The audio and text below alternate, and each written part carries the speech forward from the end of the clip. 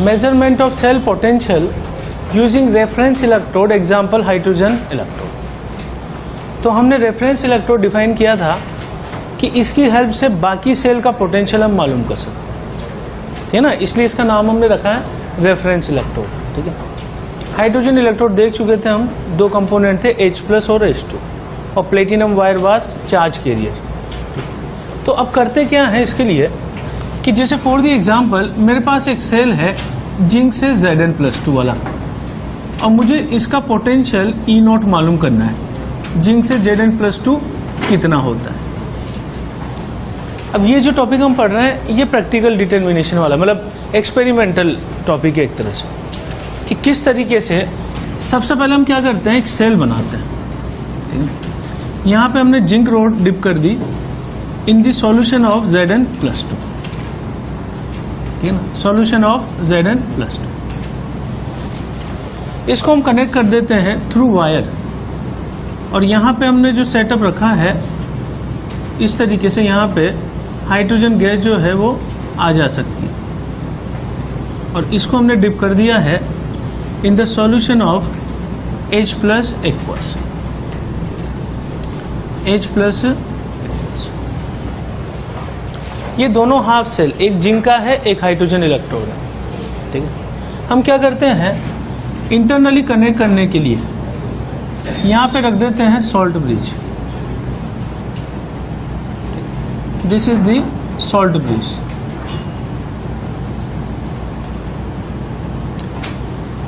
और यहां पे हम गैल्वेनोमीटर लगा देते हैं जो हमें करंट की डायरेक्शन बताएगा, ठीक है ना, गैल्वेनोमीटर। साथ में हम क्या करते हैं, एक वोल्ट मीटर लगा देते हैं जो पोटेंशियल बताता रहेगा। इसी के सीरीज में जो है galvanometer plus volt meter.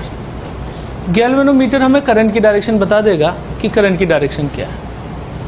Suppose कि हमें ये पता लग गया कि इलेक्ट्रॉन की डायरेक्शन ये है गैल्वेनोमीटर से, ठीक है। करंट की जस्ट उल्टी डायरेक्शन क्या होगी, अगर मैं यहां से I ले लूं ये, तो I का उल्टा क्या होगा, इलेक्ट्रॉन की डायरेक्शन। अगर मान लीजिए मुझे प्रैक्टिकली पता लग गया कि सेल में पोटेंशियल डेवलप हो रहा है, ठीक है, तो सबसे पहले तो क्या काम किया जाता है, इसकी कॉन्सेंट्रेशन 1 मोलर रख दी जाती है और ये 1 ATM पर पास किया जाता है। ऐसा क्यों किया है, ताकि ये सेल स्टैंडर्ड सेल बन जाए, ठीक है। Zn+2 की कॉन्सेंट्रेशन 1 मोलर रखी जाती है ताकि इधर भी स्टैंडर्ड कंडीशन हो जाए। अब जब ये सेल पूरा स्टैंडर्ड कंडीशन पे रख दिया है, तो voltmeter will measure standard cell potential,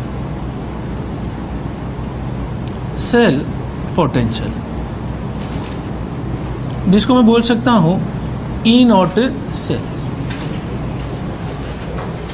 अब अगर आपको यह पता लग गया कि इलेक्ट्रॉन इधर से इधर फ्लो कर रहा है, प्रैक्टिकली ये एक्सपेरिमेंट से पता लगा है। अगर मान लो मुझे ये पता लग गया तो मैं इसको क्या नाम दूंगा, एनोड, और इसे क्या नाम दूंगा, कैथोड। सही है। एनोड पे रिएक्शन कौन सी होने वाली है, ऑक्सीडेशन, और कैथोड पे कौन सी रिएक्शन होने वाली है, रिडक्शन, ठीक।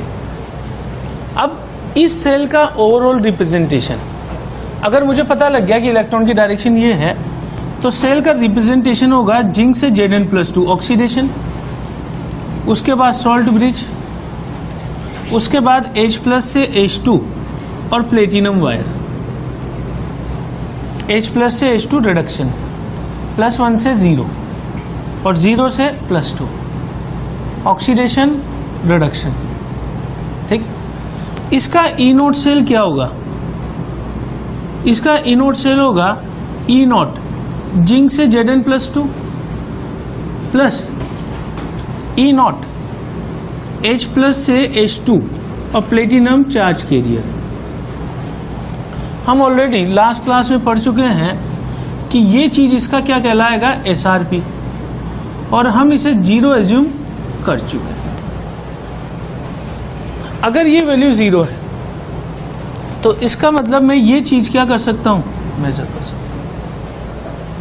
तो जितने भी हाफ सेल्स हैं उनका potential we are measuring the potential of a cell using reference electrode that is taken as hydrogen electrode.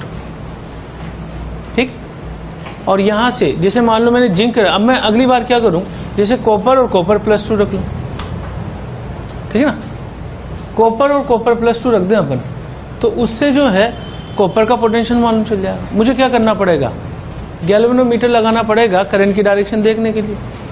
अगर मान लो ये उल्टी डायरेक्शन में हो रहा होगा तो फिर उस केस में अपन इसके लिए तो एसओपी लिख देंगे और इसके लिए एसआरपी लिख देंगे, ठीक है ना। तो उस केस में और वोल्ट मीटर से मुझे टोटल जो सेल पोटेंशियल डेवलप कर रहा है वो पता लग जाएगा। यानी वोल्ट मीटर हमें क्या बताएगा, ई नोट से। ई नोट क्यों नाम दे रहे हैं, क्योंकि सारी कंडीशन कौन सी रख रहे हैं अपन, स्टैंडर्ड कंडीशन। जब सेल को स्टैंडर्ड कंडीशन पर रखा जाता है तो उस पोटेंशियल को हम बोलते हैं स्टैंडर्ड सेल पोटेंशियल। अगर मैं ये कंडीशन चेंज कर दूंगा तो फिर ये ई नोट नहीं कहलाएगा, तब ये ई सेल बन जाएगा। समझ आता? तो ई नोट सेल मालूम किया, ये 0 माना हुआ है हमने रेफरेंस के लिए, ये 0 रखा तो जिंक से Zn+2 पता लग जाएगा। तो इस तरीके से दुनिया में जितने भी हाफ सेल्स हैं उनके लिए पोटेंशियल मालूम कर लिया जाता है। और एक बार मुझे पोटेंशियल मालूम चल गया सबका, तो जब भी मैं 2 सेल को कंबाइन करूंगा तो मुझे पता लग जाएगा कि कितना पोटेंशियल ये डेवलप कर सकता है। फॉर द एग्जांपल, मान लीजिए इसका जो है एसआरपी, मान लीजिए एसआरपी स्टैंडर्ड रिडक्शन पोटेंशियल, मान लीजिए 4 वोल्ट आता है, इसका 6 वोल्ट आता है। तो हमने ई नोट सेल का फॉर्मूला लिखा था SRP cathode minus SRP anode. अगर दोनों का एसआरपी दिया हुआ है तो दोनों के डिफरेंस का मतलब ई नोट सेल के बराबर होगा। तो मान लीजिए ये 4 वोल्ट है, ये 6 वोल्ट है, तो मुझे ये पता लग जाएगा ना सेल 2 वोल्ट का डिफरेंस होगा, यानी 2 वोल्ट पोटेंशियल डेवलप कर सकता है। समझ गए बात को, ठीक है ना। तो ये तो एक तरह से एक्सपेरिमेंटल मेथड है to know the cell potential. Note करो। टॉपिक में जो है हमें आयनिक इक्विलिब्रियम की जरूरत पड़ेगी। नेक्स्ट टॉपिक में ये है कि cell made of 2 hydrogen electrode, 2 hydrogen electrode, यानी कि मैं जो है दोनों साइड एनोड और कैथोड पे जो है वो एक जैसा सेटअप ले रहा हूं हाइड्रोजन इलेक्ट्रोड का, ठीक है। तो मैंने इस साइड लिया कि प्लेटिनम हाइड्रोजन H+ और उसके बाद H+ H2 और ये प्लेटिनम। ये रिप्रेजेंटेशन हम सीख चुके हैं ऑलरेडी।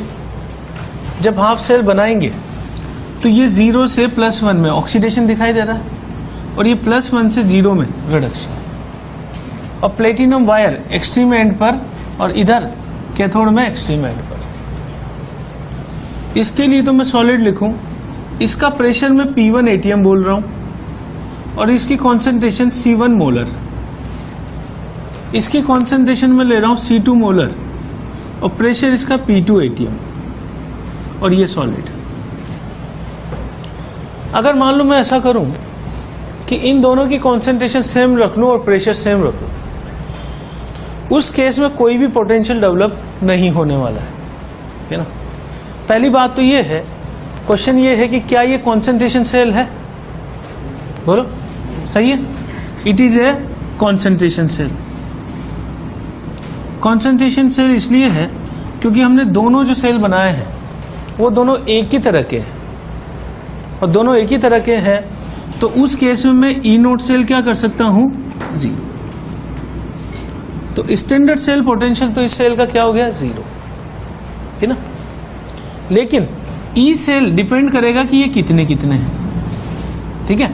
तो जरूरी नहीं है कि ई सेल भी 0 हो।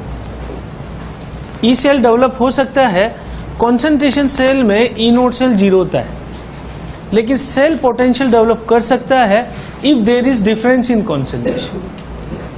तो वहां पोटेंशियल डेवलप होने का कारण है कॉन्सेंट्रेशन डिफरेंस। अगर मैं ये अलग अलग ले लूंगा तो डेफिनेटली सेल में पोटेंशियल डेवलप होगा। तो सेल जो पोटेंशियल डेवलप कर रहा है उसको हम ई सेल से रिप्रेजेंट करते हैं, ठीक है ना। तो अब मुझे ई सेल के लिए एक्सप्रेशन निकालना है, जो कि नर्स इक्वेशन से निकालते हैं। ठीक है। अब नर्स्ट इक्वेशन किस तरीके से सोल्व करेंगे इसमें, ये वाले इसके लिए हम बात कर रहे हैं एनोड है ये, तो एनोड पे रिएक्शन कौन सी है, ऑक्सीडेशन। मैंने लिखी ऑक्सीडेशन, यानी कि मेरे पास है हाइड्रोजन से मैं क्या बना रहा हूं, H प्लस इलेक्ट्रॉन। सही, यहां पर मैं इसके लिए लिख दूं हाफ, बैलेंस हो गया, ये गैस ये एक्वस। इसका प्रेशर है P1 और इसकी कॉन्सेंट्रेशन है C1 और इसका पोटेंशियल E0 कितना होगा, प्लेटिनम H2 से H+ बराबर हम 0 मान चुके हैं, दिस इज SOP। सही है पॉइंट। दूसरी रिएक्शन कहां है, कैथोड पर। कैथोड पे है रिडक्शन, इसे मैं लिखूं H+ प्लस इलेक्ट्रॉन से, यहां पे हाफ H2, ये C2 कॉन्सेंट्रेशन, ये P2 प्रेशर और इसका रिप्रेजेंटेशन E0 का, H+ से H2 और प्लेटिनम जिसको हम 0 मान चुके हैं, इट इज SRP। अगर मुझे E0 सेल निकालना है तो मैं इन दोनों को सीधा जोड़ दूं तो ये 0 + 0 हो गया 0 वोल्ट। तो जब 0 पोटेंशियल आ जाए E0 सेल का तो हम उसे क्या नाम दे देते हैं, that means it is a concentration cell. Concentration cell. अब जब हम इन दोनों को जोड़ेंगे तो दोनों को जोड़ने से हमारे पास आने वाली है नेट रिएक्शन। नेट रिएक्शन में लिखूं हाफ H2 प्लस H+ से H+ प्लस हाफ H2। इसके लिए लिख दूं मैं कि ये प्रेशर P1 है, ये C2 है, ये C1 और ये प्रेशर कितना है, P2।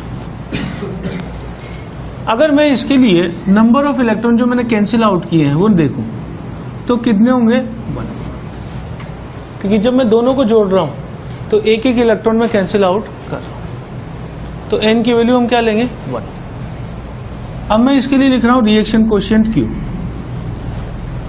अब मैं ये बता चुका हूं ऑलरेडी कि यहां इलेक्ट्रोकेमिस्ट्री में अगर कोई सॉल्यूशन है तो उसको कॉन्सेंट्रेशन की टर्म में लिखेंगे और अगर कोई गैस है तो उसको प्रेशर की टर्म में, यानी कि यहां लिखूंगा मैं H+ और यहां पे H+ के साथ आएगा PH2 की पावर 1/2।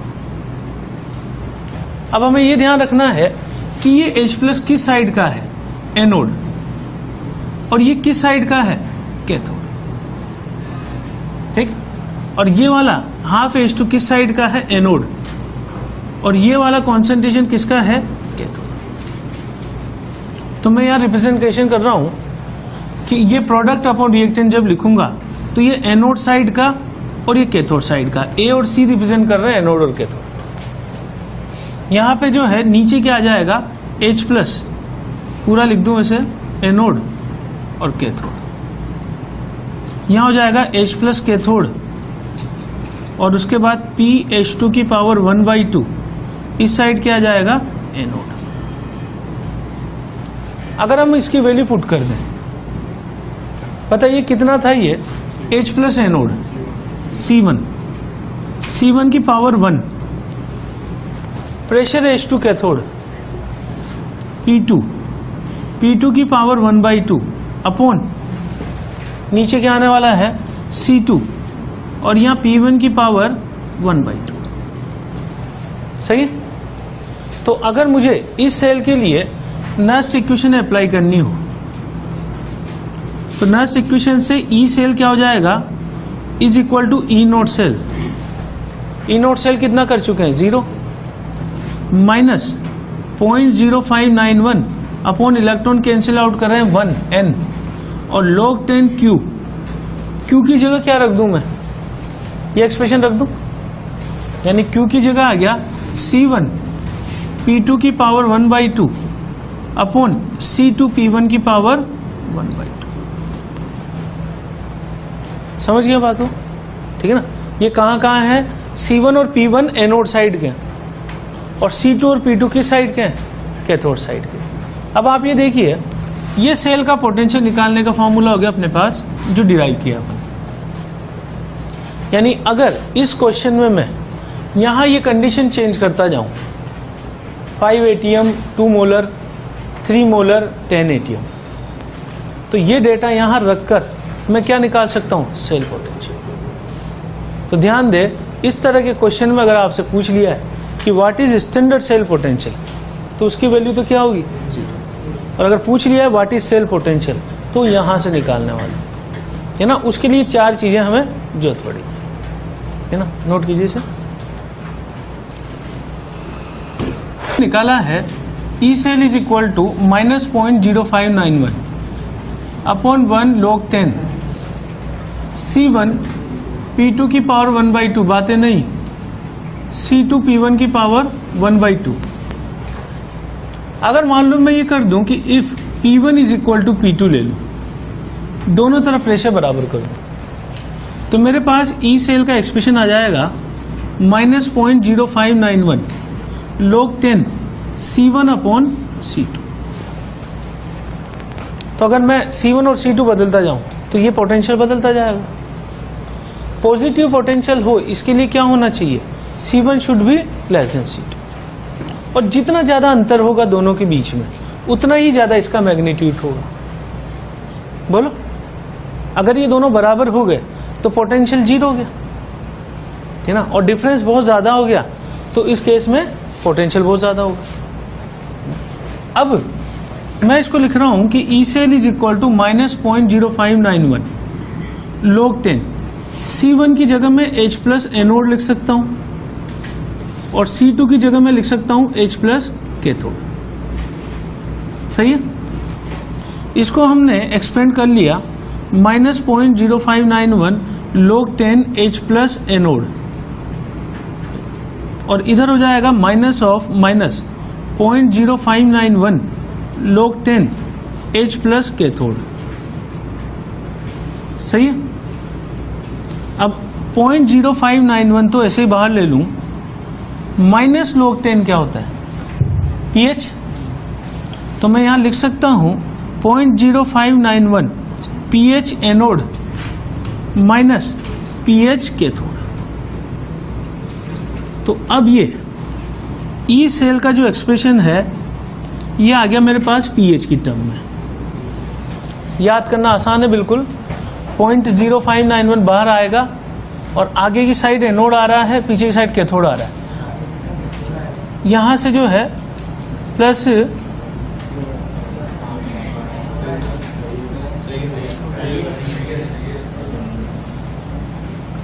0.0591 log 10 H प्लस, ये माइनस में जाएगा तो माइनस log 10 H प्लस क्या होता है, pH, तो pH anode minus pH cathode. सही, चलो, तो ये एक्सप्रेशन जो है एनोड इस साइड है, कैथोड उस साइड है, तो याद करने का तरीका भी वही है, pH anode minus pH cathode. तो ये जो डेरिवेशन करते हुए आ रहे हैं इसका सीधा रिजल्ट ये है, लेकिन ये रिजल्ट कब वैलिड है, if P1 is equal to P2। अगर P1 P2 चेंज करेगा तब तो फिर मुझे सारा शामिल करना पड़ेगा, जनरल फार्मूले का यूज करना पड़ेगा। तो अगर आपको दोनों इलेक्ट्रोड में H प्लस पता लग जाए, H प्लस पता हो तो यहां से कर दो, ठीक है ना, और अगर pH पता हो तो यहां से कर दो। H प्लस की टर्म में फार्मूले में ये चेंज है कि माइनस आगे है 0.0591 log 10 H plus anode upon H plus के, है ना। अब इस पे बेस क्वेश्चन कैसे होता है ये देख रहा हूं। H2 HCl 0.01 मोलर, ये 1 ATM, यहां से हमने ले लिया H2SO4 0.0005 मोलर, और यहां पे H2 और प्लेटिनम। अब आपको ये बताना है कि क्या ये कॉन्सेंट्रेशन सेल होगा, बोलो, होगा, क्योंकि देखो H2 के साथ H प्लस होना चाहिए, वो मिलेगा, ठीक है ना, और इसमें H2SO4 के से भी H प्लस मिल जाएगा। तो ऐसा नहीं कि अपन इसको नकार दें कि कॉन्सेंट्रेशन सेल नहीं, मुझे तो मतलब H2 और H प्लस से है, ठीक है ना, तो ये H प्लस इससे मिल जाएगा। अब मैं क्या करूं, या तो H प्लस आयन कॉन्सेंट्रेशन निकाल लूं। अगर मैं H प्लस आयन कॉन्सेंट्रेशन निकालूं तो इस वाली साइड से H प्लस आयन कॉन्सेंट्रेशन 0.01 होगा, और अगर मैं यहां से H प्लस आयन कॉन्सेंट्रेशन निकालूं तो कितना हो जाएगा, ट्वाइस ऑफ 0.0005 यानी कि 0.001 मोलर। अगर मुझे दोनों के H प्लस आयन कॉन्सेंट्रेशन मिल गए हैं तो मैं किस फार्मूले का यूज कर लूं, एनोड अपॉन कैथोड, या फिर मैं क्या काम करूं कि इसकी पीएच निकाल लूं। इसकी पीएच कितनी आ जाएगी 2, इसकी पीएच कितनी आ जाएगी 3। तो अपने पास सीधा फार्मूला है E cell is equal to 0.0591। PH ये किस साइड का है, एनोड, और ये किस साइड का है, तो पीएच एनोड माइनस पीएच, ये पोटेंशियल आ गया नेगेटिव, ठीक है ना। अभी नेगेटिव में आ रहा है, इसका मतलब क्या है, क्या ये करंट प्रोड्यूस नहीं करेगा, करेगा, लेकिन अपोजिट डायरेक्शन, ठीक है ना। तो कायदे से मुझे यहाँ पे 0.005 लिखना चाहिए था, लेकिन अगर ये भी लिख रहे हैं, मान लो क्वेश्चन ये आ जाता है और पूछता है व्हाट इज सेल पोटेंशियल, तो माइनस में ही लिख देंगे हम। ये नहीं कि हम वहां दिमाग लगा के कि भाई ये अपोजिट होना चाहिए और हम आंसर पॉजिटिव करते हैं, ऐसा नहीं है। अगर आंसर नेगेटिव में आ रहा है तो नेगेटिव ही लिखना है, ये चीज का ध्यान रखना है, ठीक है। तो ये माइनस में ये आ गया। अब इसी में मैं दूसरा क्वेश्चन करा रहा हूं कि प्लेटिनम H2 1 ATM, यहां लिया मैंने HCl 0.001 मोलर, 001 मोलर, इधर ले लिया मैंने NaOH 10 की power -3 molar, H2 1 ATM platinum. अब मेरा क्वेश्चन ये है कि क्या ये कॉन्सेंट्रेशन सेल होगा, बोलो। देखने में ये ऐसा लग रहा है कि कॉन्सेंट्रेशन सेल नहीं है, ठीक है ना, क्योंकि हमें H प्लस नहीं दिखाई दे रहा है। लेकिन अगर किसी सॉल्यूशन में OH माइनस पड़ा हुआ है तो हर सॉल्यूशन में, चाहे कैसा भी हो, चाहे सॉल्ट का हो चाहे एसिड का हो, हर सॉल्यूशन में H plus into OH minus का मल्टीप्लीकेशन KW के बराबर होता है। यानी कि H प्लस पड़े हुए हैं तो OH माइनस भी पड़े होंगे, यानी कि H plus into OH minus का प्रोडक्ट कितना होगा, 10 की पावर -40। तो ऐसा नहीं है कि मैंने NaOH का सॉल्यूशन लिया है तो उसमें H प्लस नहीं होगा। कितना H प्लस होगा वो आप इसको यहां पुट करके निकाल सकते हो कि H plus would be 10 to the power -11। इतना तो होगा ही सही। और मुझे कंपोनेंट कौन सा चाहिए था, H प्लस, मिल जाएगा ना H प्लस, भले कम मिलेगा पर होगा तो सही। तो अगर मैंने यहां H प्लस निकाल लिया है, यहां से H प्लस कितना हो गया, is equal to 10 to the power -4। तो बताइए इसकी पीएच कितनी हो गई, इसकी पीएच हो गई 4। इधर आ जाए इस सॉल्यूशन में तो इसकी पीएच कितनी हो गई 11, सही है। अब दोनों की पीएच पता लग गई सॉल्यूशन की, तो मैं सीधा फार्मूला यूज करके ई से लिख दूं इज इक्वल टू 0.0591, यहां पे आ जाएगा 4 - 11 वोल्ट, है ना। यूनिट क्या होने वाली है, वोल्ट। अब देखो यहां पे बहुत सारे चांसेस हैं, क्वेश्चन बहुत सारे बन सकते हैं, पूरा आयनिक चैप्टर अपन इसमें रिलेट कर सकते हैं। यहां पे मैं बफर ले लूं और इधर मैं सॉल्ट ले लूं, ये वीक एसिड ले लूं, ये स्ट्रॉन्ग एसिड ले लूं, यहां 2 वीक एसिड का कॉम्बिनेशन ले लूं, यहां 2 स्ट्रॉन्ग एसिड का कॉम्बिनेशन ले लूं। तो ये सारे केसेस हम आयनिक में पढ़ चुके हैं, ठीक है ना। तो आयनिक और इलेक्ट्रो यहां पे कंबाइन हो सकते हैं, ठीक है ना। वो क्वेश्चन तभी हो पाएगा जब बच्चे को दोनों आते होंगे टॉपिक, ठीक है ना। तो वैसा क्वेश्चन करते हैं अभी अपन, नोट करो। कर रहा हूं प्लेटिनम H2 CH3COOH और उसके बाद HCOOH और यहाँ H2 और प्लेटिनम, ये 1 ATM, ये 1 ATM। मैं इसलिए ले रहा हूं ताकि P वाला फैक्टर खत्म हो जाए, अदरवाइज P भी आएगा साथ में, ठीक है। अब इस क्वेश्चन में मान लीजिए मुझे इसके लिए दे दिया K1 और कॉन्सेंट्रेशन दे दी C1, इसके लिए K2 कॉन्सेंट्रेशन C2। अब हम यहां पे क्या करेंगे कि इस केस में ये दोनों वीक एसिड है, तो पता लगी क्या, इसका H प्लस कितना होगा, is equal to under root KA1C1, और इस वाले का H प्लस कितना होगा, ये दो वीक एसिड की प्रॉब्लम है, H plus is equal to under root KA2C2। सही है बात है ना। इसको मैं कहां रख दूं, किस फार्मूले में रख दूं कि E cell is equal to -0.0591 log 10, ऊपर आता है H प्लस एनोड, नीचे आता है H प्लस कैथोड, तो K1C1 upon under root KA2C2। सही है। C1 C2 अगर दे दिया, K1 K2 दे दिया, तो हम क्या निकालेंगे, इसे। समझ गए बात को, ठीक है ना। तो इस तरीके से मैं इस क्वेश्चन को सॉल्व कर सकता हूं। अब यहां पे एक चीज का ध्यान रखना बहुत जरूरी है कि ये तो अपन ने सीधा कर दिया, यानी अप्रोक्सीमेशन हमने मान लिया, लेकिन ऐसा भी तो हो सकता है ना बिना अप्रोक्सीमेशन वाला कोई केस दे दे, तो उस केस में तो फिर हमें क्या करना पड़ेगा कि उस केस में तो हमें फिर अप्रोक्सीमेशन से ही H प्लस, मतलब एग्जैक्ट से ही H प्लस निकालना पड़ेगा, जो हम आयनिक में करते थे क्वाड्रेटिक से सोल्व करके। तो यहां तो मैंने डायरेक्ट लिख दिया है, ठीक है ना, पर इसमें भी एक गुंजाइश है कि मतलब यहां पे जो है क्वेश्चन टिपिकल कर सकता है वो कि अप्रोक्सीमेशन को वैलिड ना माने, ठीक है ना। ऐसा कैसा एक क्वेश्चन और कर रहे हैं, एग्जाम्पल क्वेश्चन में थोड़ा सा चेंज कर रहा हूं, प्लेटिनम H2, यहां मैं ले रहा हूं CH3COOH और CH3COONA, यहां पे मैंने लिया CH3COONA, उसके बाद H2 और प्लेटिनम 1 ATM 1 ATM, इसके लिए दे दिया 0.01 मोलर, ये 0.1 मोलर, और ये दे दिया 0.1 मोलर। इसके लिए हमें दे दिया कि Ka1 pKa is equal to 4.74, ठीक है ना, और यहां पे pKa 4 एसिटिक एसिड मान लीजिए, ये दे दिया मुझे।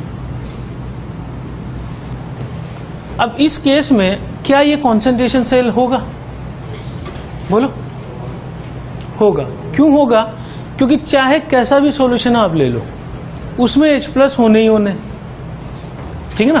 तो H प्लस इसमें भी पड़े हैं और H प्लस इसमें भी पड़े।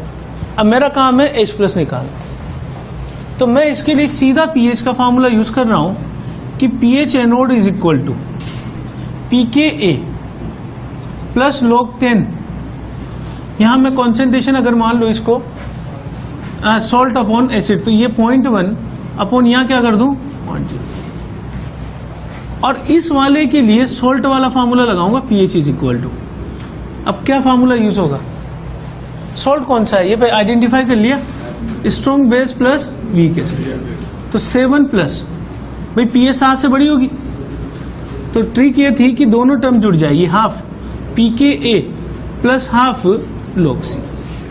ये किस साइड का है कहते बोलो, तो अपन ने कंबाइन कर दिया बफर और सॉल्ट को, ठीक है ना। निकाल लेंगे दोनों सॉल्व करके, pKa यहां दिया हुआ, pKa है ना, और फिर सीधा अपन किस में रख देंगे, pH is equal to 0.0591 pH anode minus pH है। तो ये ऐसा टॉपिक है जिसके लिए हमें आयनिक की जरूरत पड़ेगी, है ना, इस वाले सेक्शन के लिए, है ना। अब यहाँ बहुत सारे चांसेस हैं, है ना, यहाँ पे जो है अपन 2 वीक एसिड ले सकते थे, 2 सॉल्ट का मिक्सचर ले सकते थे, पॉलीप्रोटिक ले सकते थे, ठीक है ना।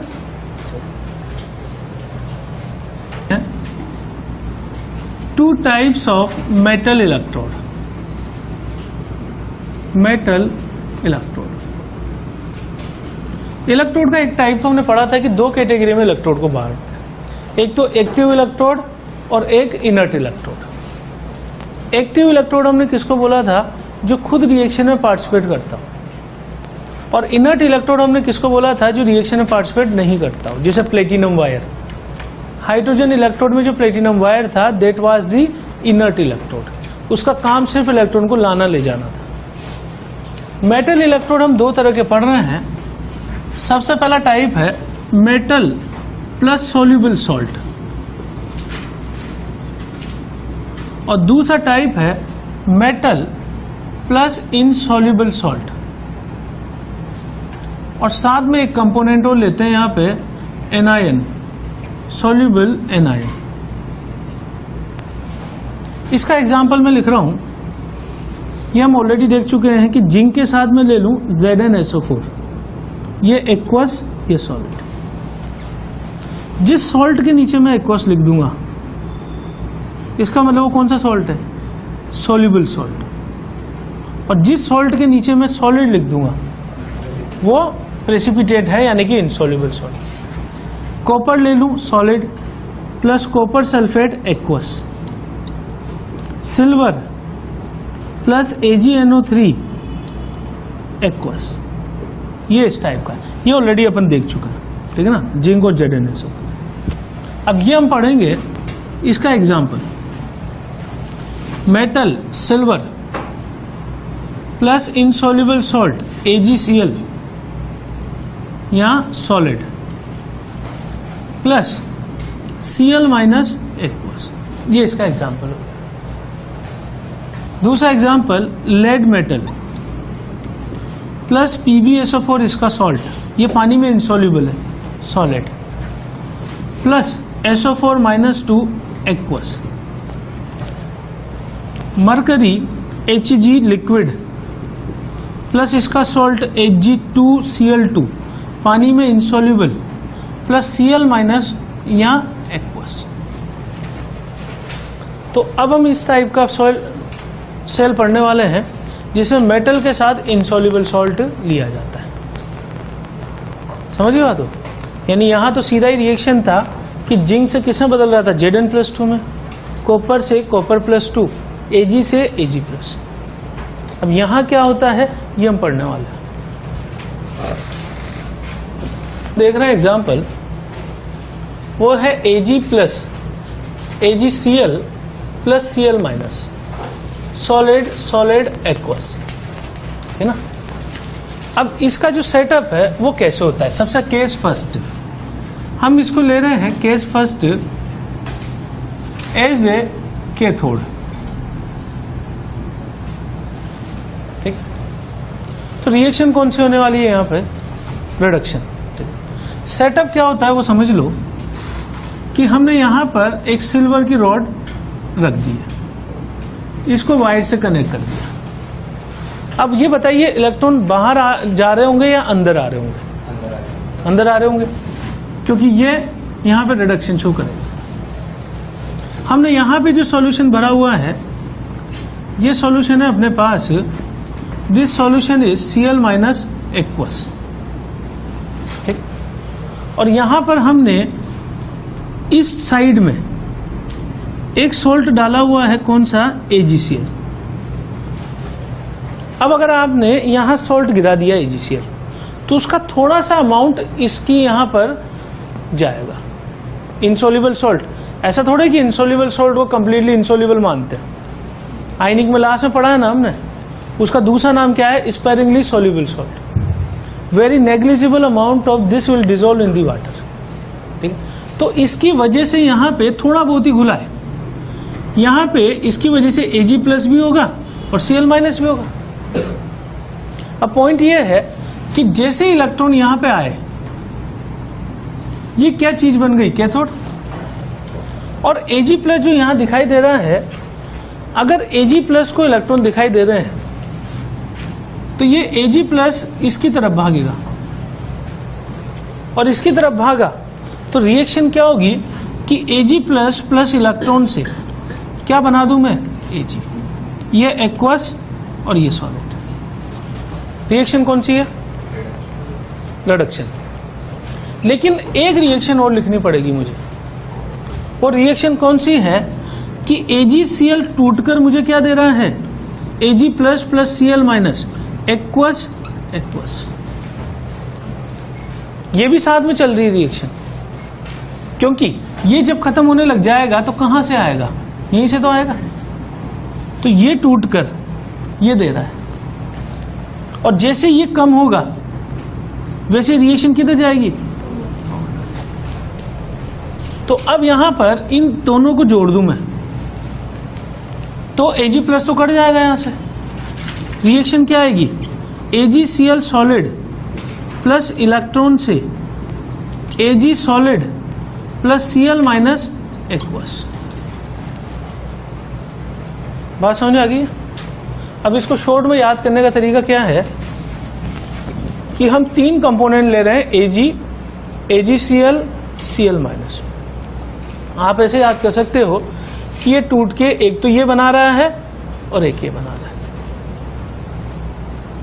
ठीक है ना। तो AgCl टूट के क्या बना रहा है, Ag और साथ में Cl माइनस, और इलेक्ट्रॉन आया इसीलिए टूटा। क्लियर है पॉइंट है ना। यहां से देख लो, AgCl प्लस इलेक्ट्रॉन से Ag plus Cl minus, Ag तो यहां जमा हो जाएगा, ठीक है ना, और Cl माइनस इसमें पड़ा रहेगा। ये रिएक्शन होती रहेगी। कब तक होती रहेगी, जब तक कि सॉल्ट पड़ा रहेगा या जब तक कि आप करंट पास करते रहो, ठीक है ना। अब इसमें रिप्रेजेंटेशन थोड़ा सा अलग तरह का है, ठीक है ना। इसमें रिप्रेजेंटेशन में बच्चों को थोड़ी दिक्कत आती है, तो उसके लिए अपन एक पॉइंट ध्यान रखेंगे कि salt is placed at mid position, at mid position.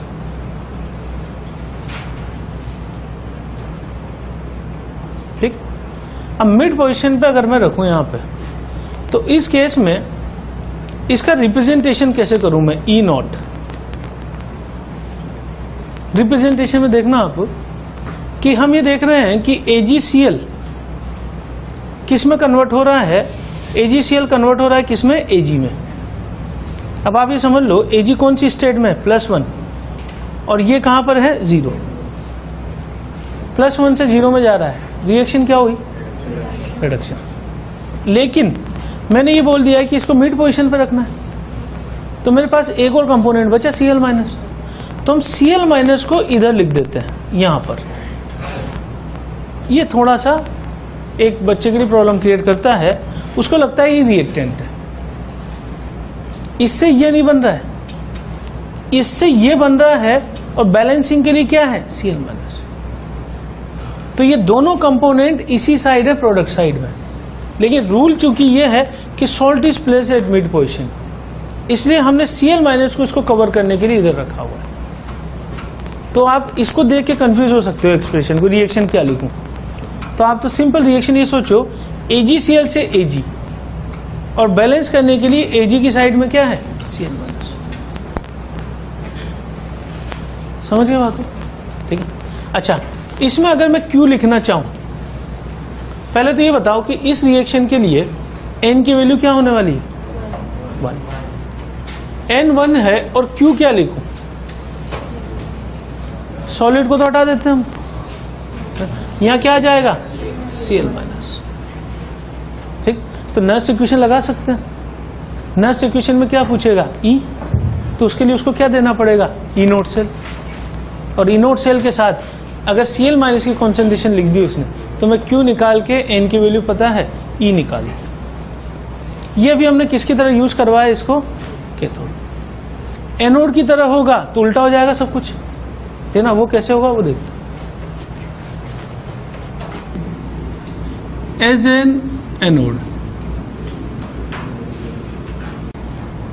Road को हम डिप कर रहे हैं Cl माइनस एक्वा सॉल्यूशन में, और हमने यहां पर जो है ये सॉल्ट रखा हुआ है सॉलिड फॉर्म में AgCl। अब मैं कह रहा हूं कि यहां पर रिएक्शन कौन सी शो कर रहा है, ऑक्सीडेशन। अब ऑक्सीडेशन कैसे होगा कि जो Ag है वो यहां पे किसकी फॉर्म में आने लग जाएगा, Ag प्लस की फॉर्म में।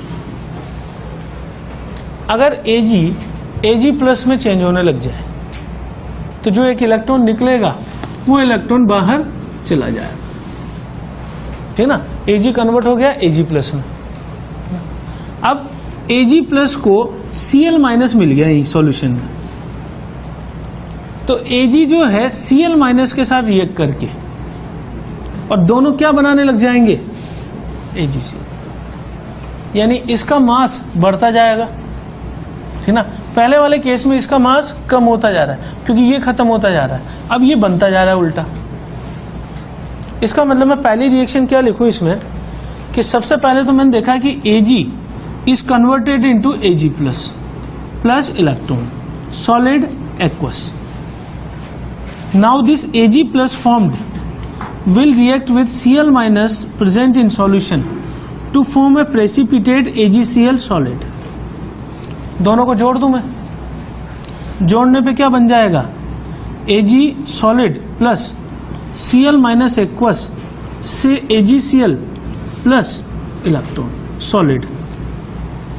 और याद करने का तरीका, मेरे पास 3 कंपोनेंट है सॉल्ट में, ये तो ये दोनों मिलकर क्या बनाने लग गए हैं, AgCl. बात समझ आ गई.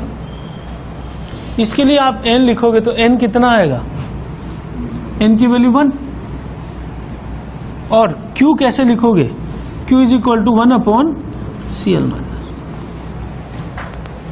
राइट.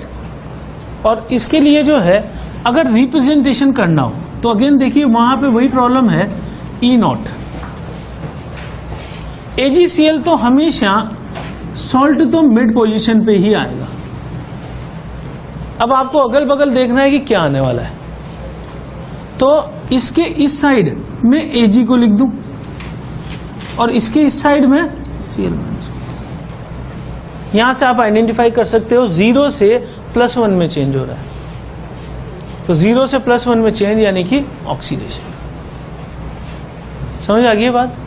तो ये सॉल्ट इस फंक्शन पे इस तरीके से काम करता है. ये आपको क्लियर हो गया होगा, है ना. नोट करो इसमें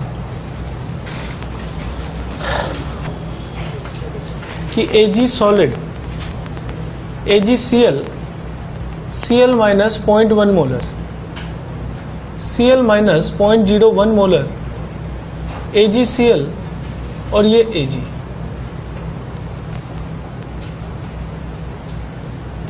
मुझसे पूछा है कि सेल पोटेंशियल क्या होगा, ई सेल. अब देखो ट्रिक ये है कि अगर किसी क्वेश्चन में ई सेल पूछा हो तो E0 सेल की वैल्यू दी जानी चाहिए. लेकिन अगर आपको E0 सेल की वैल्यू नहीं दिखाई दे रही है तो एक पॉसिबिलिटी वहां जरूर हो सकती है कि वो कॉन्सेंट्रेशन सेल हो. तो क्वेश्चन ये है, क्या ये कॉन्सेंट्रेशन सेल है? क्योंकि दोनों तरफ एक ही कंपोनेंट है, ठीक है ना. और दूसरी बात, कॉन्सेंट्रेशन में डिफरेंस है. तो मैं इसको आइडेंटिफाई करके पहले लिख दूं कि this is a concentration cell. इसका मतलब E0 सेल की वैल्यू तो हो जाएगी 0. अब अगला काम हमारा ये होगा कि एनोड पे रिएक्शन लिख दूं, कौन सी होगी. एनोड पे रिएक्शन होगी Ag से AgCl, ऐसे लिखोगे. और बैलेंस करने के लिए इस साइड क्या जोड़ दूं, Cl माइनस, और इस साइड इलेक्ट्रॉन. इस Cl माइनस की कॉन्सेंट्रेशन 0.1. कैथोड पे क्या रिएक्शन होगी, AgCl से Ag, और बैलेंस करने के लिए इस साइड Cl माइनस, इस साइड इलेक्ट्रॉन. इसकी कॉन्सेंट्रेशन 0.01 मोलर. दोनों को जोड़ोगे आप तो चाहे तो आप सारा ही लिख दो, ठीक है ना. और मैं सिर्फ लिख रहा हूं, पूरा भी लिख सकते हैं अपन, ऐसा नहीं है. Ag plus AgCl solid plus Cl minus 0.1 molar, और इधर Ag solid plus AgCl solid plus Cl minus 0.01. अगर मैं इसके लिए Q निकालूं, बताइए Q क्या आएगा. Cl माइनस किस साइड का है, ये कैथोड, अपॉन नीचे Cl माइनस किस साइड का, एनोड. ये तो पहचान रहे हो ना, ये 0.01 किस साइड से आ रहा है, कैथोड से. इसको मैं लिख दूं वैल्यूज 0.01 अपॉन 10 की पावर -1. कितने इलेक्ट्रॉन कैंसिल आउट कर रहा है, 1. तो E cell is equal to E0 cell तो 0 हो गया, -0.0591 अपॉन 1 log 10 की पावर -1. सॉल्व करके कितना आ गया, -1 आगे आ जाएगा, तो ये आ गया +0.0591 वोल्ट. समझ गए बात को. इस तरीके से अपन जो है सेल के लिए दो कॉन्सेंट्रेशन सेल इसको मिला के दो आप सेल को ई सेल निकाल सकते है ना. तो ये इस वाले केस में हो जाएगा. यहीं रोक रहे हैं।